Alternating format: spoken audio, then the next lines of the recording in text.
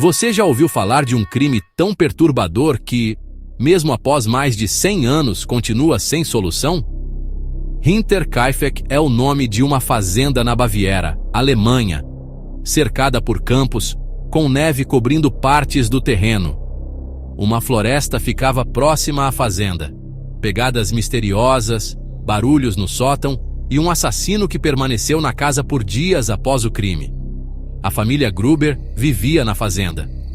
Andreas Gruber era o patriarca da família. Sua esposa se chamava Cecília. A filha deles, Victoria, também morava na fazenda. As crianças Cecília e Joseph completavam a família. Maria Baumgartner era a empregada e estava no seu primeiro dia de trabalho. O crime ocorreu em 1922, durante o período de recuperação pós-Primeira Guerra Mundial.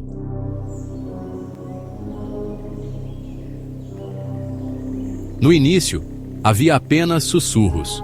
Ocorrências estranhas foram relatadas, inicialmente atribuídas ao vento ou à imaginação da família. Pegadas na neve foram encontradas, levando até a casa, mas sem sinais de saída. Um molho de chaves desapareceu e nunca foi encontrado. Andreas, o chefe da família, ignorou esses sinais. O vento, um animal curioso, ou crianças fazendo travessuras, foram considerados possíveis causas. No entanto, a família começou a sentir uma crescente inquietação. À noite, sons desconhecidos quebravam o silêncio da fazenda. Relatos incluíam ranger de tábuas do assoalho e passos no sótão. O medo começou a se espalhar entre os moradores. O jornal local relatou esses eventos, aumentando a preocupação. O isolamento de Hinterkaifeck contribuiu para a sensação de vulnerabilidade da família.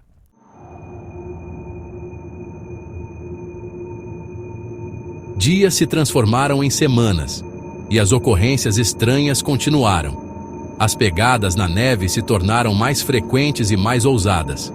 As pegadas pareciam circular a casa, sugerindo que alguém estava estudando a rotina da família. A sensação de estar sendo observado aumentou entre os membros da família Gruber. Uma noite, enquanto a família estava reunida ao redor da lareira, um barulho foi ouvido no sótão. Andreas pegou uma lamparina e subiu para investigar. Ele encontrou silêncio, seguido pelo som de caixas sendo movidas. Andreas desceu com uma expressão tensa, afirmando que eram apenas ratos. As crianças começaram a ter pesadelos frequentes. A atmosfera na fazenda Hinterkaifeck estava cada vez mais tensa devido às ocorrências inexplicáveis.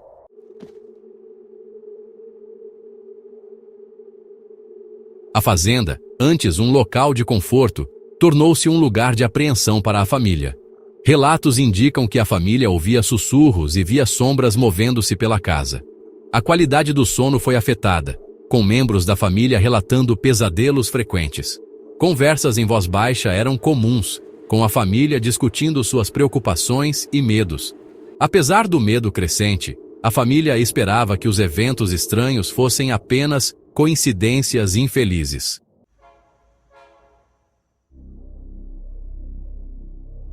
Dia 31 de março. O sol se pôs, lançando sombras longas sobre os campos cobertos de neve. A floresta ao redor de Hinterkaifeck estava silenciosa e vigilante. Dentro da casa, os Gruber se preparavam para a noite. Eles só não sabiam que esta seria a sua última. O primeiro ataque foi rápido e brutal. Andreas foi atraído para o celeiro por um ruído desconhecido e não viu seu agressor. Ele foi morto rapidamente. Cecília ouviu a comoção e correu para o celeiro. Ela chamou pelo marido. Victoria ouviu um som abafado vindo do celeiro.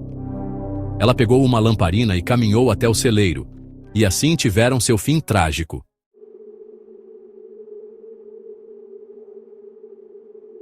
A pequena Cecília e Joseph estavam dormindo em suas camas durante o início do incidente. No entanto, seu sono foi interrompido quando o intruso entrou no quarto. Joseph, com apenas 2 anos de idade, não teve a chance de reagir. Cecília, ainda muito jovem, testemunhou os eventos sem compreender. Seus gritos foram abafados pela colcha de penas. A empregada, Maria, acordou com a comoção e saiu de seu quarto. Ela estava na fazenda há apenas algumas horas. Seus pedidos de ajuda não foram atendidos. O silêncio tomou conta de Hinterkaifeck, deixando um mistério que perdura até hoje.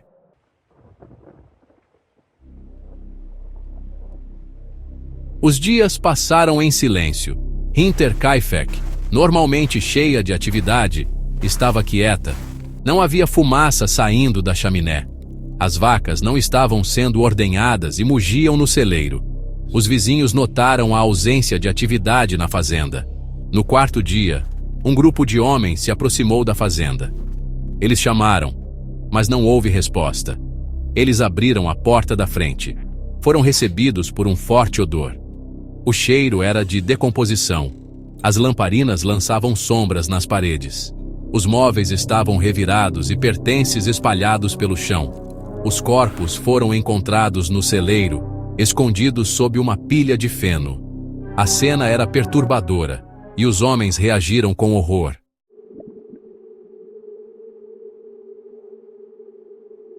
Os homens, com os rostos pálidos de choque, entraram na casa. Eles procuravam as crianças. Havia a possibilidade de que a jovem Sazília e Joseph tivessem sobrevivido ao ataque. À medida que se moviam de cômodo em cômodo, suas esperanças diminuíam. No quarto das crianças, encontraram o pequeno Joseph. Ele estava deitado em seu berço, aparentemente intocado. No entanto, a imobilidade de seu peito e a palidez de sua pele indicavam o contrário. Eles notaram algo estranho. A casa estava em desordem, mas mostrava sinais de habitação recente. O fogão estava quente, com uma panela de água fervendo. Parecia que o assassino havia permanecido na casa após os assassinatos. A descoberta causou grande desconforto nos homens. O assassino havia permanecido em Hinterkaifeck.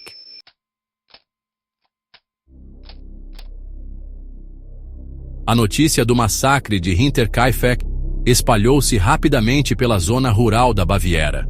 A polícia, com recursos limitados após a guerra, chegou com urgência à fazenda isolada. Cada centímetro da fazenda e das terras ao redor foi minuciosamente revistado em busca de pistas. Pegadas na neve, impressões digitais em superfícies empoeiradas e a arma do crime. Uma picareta encontrada no celeiro, ainda manchada com o sangue das vítimas. No entanto, cada evidência que parecia fornecer uma resposta era contrariada por outra, aprofundando o mistério. Os investigadores entrevistaram qualquer pessoa com a menor ligação com a família Gruber. Mas cada pista terminava num beco sem saída, e cada relato de testemunha acrescentava outra camada de complexidade a um caso já impenetrável.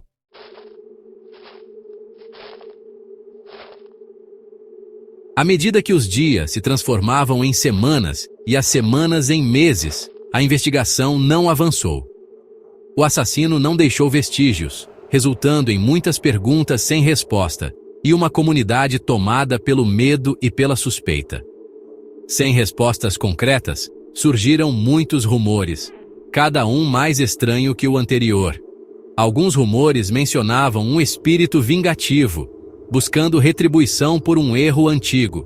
Outros falavam de uma maldição familiar que assombrava Hinterkaifeck por gerações. As teorias variavam do plausível, um roubo que deu errado, um trabalhador rural descontente, ao bizarro, um assassinato ritualístico, um sequestro alienígena. Hinterkaifeck tornou-se um símbolo do desconhecido, um lembrete constante do mal que pode estar presente na vida cotidiana.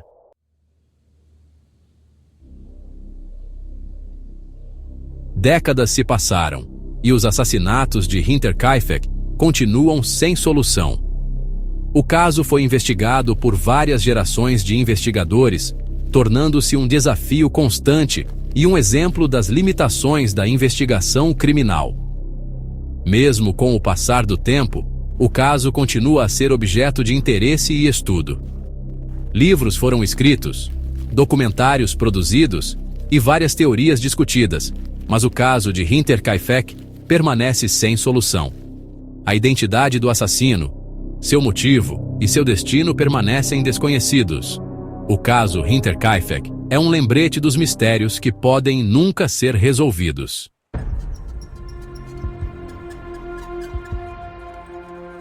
Mais de um século se passou desde a primavera de 1922. Hinterkaifeck permanece inalterada no tempo. O caso continua sem solução. A fazenda foi demolida, mas o mistério persiste. Os eventos ainda são lembrados. Um crime que permanece na memória. Qual é a sua opinião sobre o caso? Deixe-nos saber nos comentários. Não se esqueça de curtir e se inscrever para mais histórias como esta.